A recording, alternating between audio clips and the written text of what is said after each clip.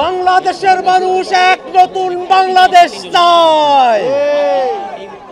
বাংলাদেশের মানুষ জুলাইয়ের ঘোষণাপত্র প্রক্লামেশন চায়।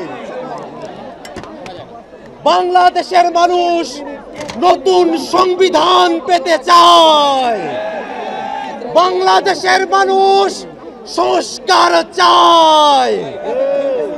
ভাইরা আমার, বৈষম্য বিরোধী ছাত্র আন্দোলন যখন জুলাইয়ের প্রক্লেমেশন নিয়ে রাজপথে জমায়েত করার ঘোষণা দিয়েছে, আমরা দেখেছি সরকারের পক্ষ থেকে উদ্যোগ নিয়ে সকল রাজনৈতিক পক্ষকে সাথে নিয়ে সরকার জুলাইয়ের ঘোষণাপত্র পাঠ করার সিদ্ধান্ত গ্রহণ করেছে। সরকারের এই সিদ্ধান্ত বৈষম্য বিরোধী ছাত্র আন্দোলনের এক অন্যতম বিজয়।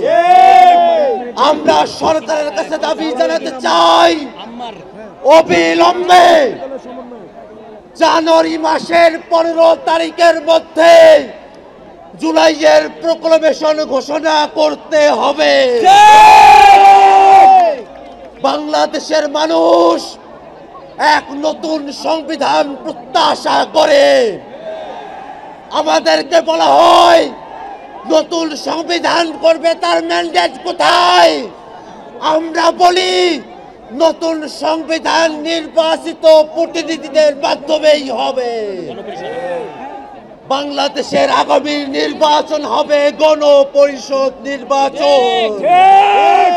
এই গণপরিষদ নির্বাচনে যারা জয়ী হবে তারা একই সাথে সংবিধান বিষয়ে সিদ্ধান্ত নেবে, নতুন সংবিধান প্রণয়ন করবে এবং আইনসভার সদস্য হিসাবে ভূমিকা পালন করবে।